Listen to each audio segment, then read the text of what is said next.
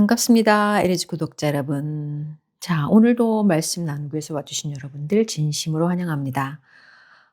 오늘도 역시 성서 유니온의 매일 성경 큐티를 같이 나눌 텐데요. 오늘 본문 역시 시편 119편, 오늘은 33절에서 48절입니다. 시편 119편 33절에서 48절 말씀입니다. 여호와여, 주의 율례들의 도를 내게 가르치소서. 내가 끝까지 지키리이다. 나로 하여금 깨닫게 하여 주소서. 내가 주의 법을 준행하며 전심으로 지키리이다. 나로 하여금 주의 계명들의 길로 행하게 하소서. 내가 이를 즐거워함이니이다. 내 마음을 주의 증거들에게 향하게 하시고 탐욕으로 향하지 말게 하소서. 내 눈을 돌이켜 허탄한 것을 보지 말게 하시고 주의 길에서 나를 살아나게 하소서. 주를 경외하는 주의 말씀을 주의 종에게 세우소서. 내가 두려워하는 비방을 내게서 떠나게 하소서. 주의 규례들은 선하심이니이다. 내가 주의 법도들을 사모하였사오니 주의 의로 나를 살아나게 하소서. 여호와여, 주의 말씀대로 주의 인자하심과 주의 구원을 내게 임하게 하소서. 그리하시면 내가 나를 비방하는 자들에게 대답할 말이 있사오리니 내가 주의 말씀을 의지함이니이다. 진리의 말씀이 내 입에서 조금도 떠나지 말게 하소서. 내가 주의 규례를 바랐음이니이다. 내가 주의 율법을 항상 지키리이다. 영원히 지키리이다. 내가 주의 법도들을 구하였사오니 자유롭게 걸어갈 것이오며 또 왕들 앞에서 주의 교훈들을 말할 때에 수치를 당하지 아니하겠사오며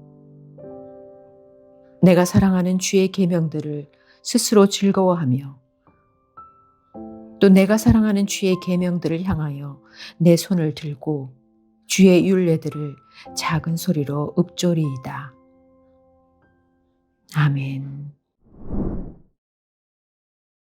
오늘 본문은 생명의 말씀과 자유롭게 주는 말씀을 얘기하고 있습니다. 해설을 보겠습니다. 오늘 해설의 큰 주제는 이 길을 계속 걸어가겠습니다 이고요. 시인은 주의 말씀을 지키며 살아갈 수 있도록 하나님의 도움을 간청하면서 동시에 자신이 그 말씀에 순종하는 길을 끝까지 걸어가겠다는 강력한 의지를 반복하여 고백합니다. 본문 해설을 볼 텐데요. 먼저 하나님은 어떤 분입니까? 41절과 45절 말씀을 보면은요, 약속하신 말씀대로 또한 우리가 바라는 대로 주님의 언약적인 사랑과 구원으로 자녀들을 돌봐주셔서 말씀을 따르는 삶을 비웃는 사람들에게 대답할 말을 잊게 하십니다. 우리의 많은 죄악을 지워주시고 순결한 기쁨으로 살아가게 하시는 하나님의 은혜가 오늘도 주의 말씀을 의지하는 자들과 함께 하십니다. 그렇다면 우리에게 주시는 교훈은 무엇일까요? 33절에서 35절 말씀은요. 우리는 모두 양처럼 길을 잃고 각기 제 길로 흩어져 살아왔지만 주님의 말씀이 우리를 가르쳐 주셨기에 올바른 길을 걸어갈 수 있게 됐습니다. 말씀의 가르침을 즐거워하는 이 묵상의 삶이 마지막 날까지 계속되기를 기도합니다. 그리고 36절에서 40절 말씀은요. 주의 말씀을 즐거워하고 순종하는 일이 어렵고 힘들게 느껴진다면 우리 마음이 탐욕을 향해 기울고 헛된 것에 눈길을 주고 있기 때문입니다. 예수님도 세상의 염려와 재물의 유혹과 여타 욕심이 들어오면 말씀을 막아서 결실하지 못하게 된다고 가르쳐 주셨습니다.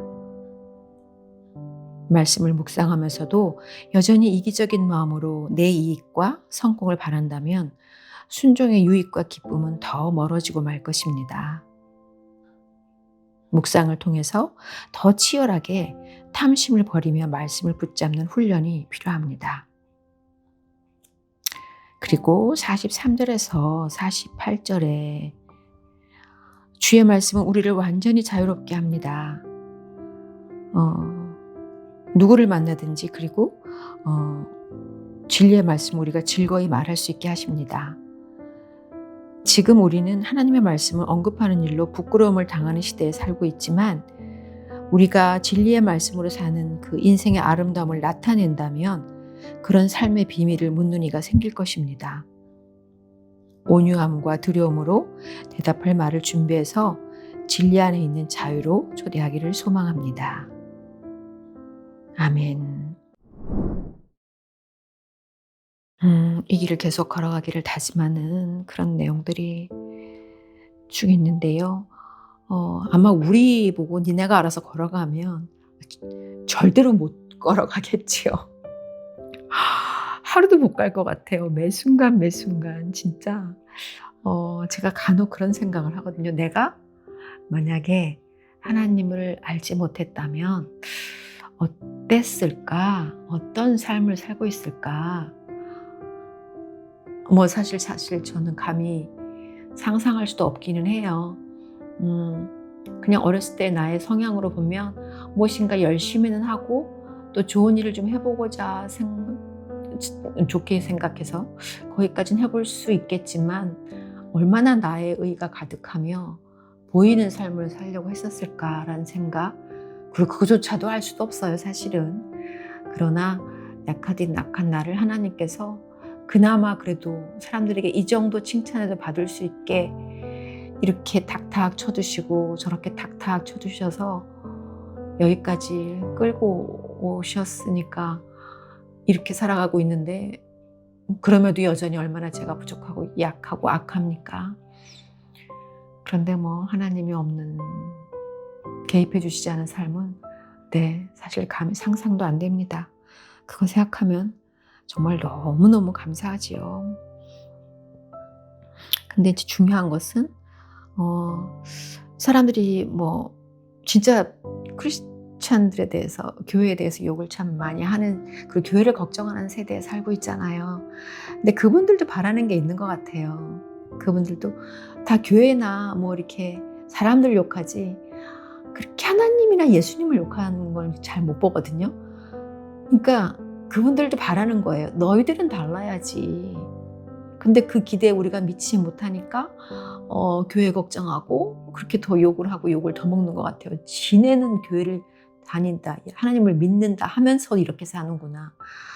그걸 생각하면 우리가 이제 몸으로 쓰는 그런 전도를 해야 될 텐데, 그야말로 미셔널 처치를 스스로 살아내야 될 텐데, 그 자체가 우리가 주님의 삶을 닮아가면서 몸으로 써내리는 그런 편지를 통해서, 향기를 통해서 그분들에게 아니 저 사람은 도대체 뭘 믿는 걸까, 이런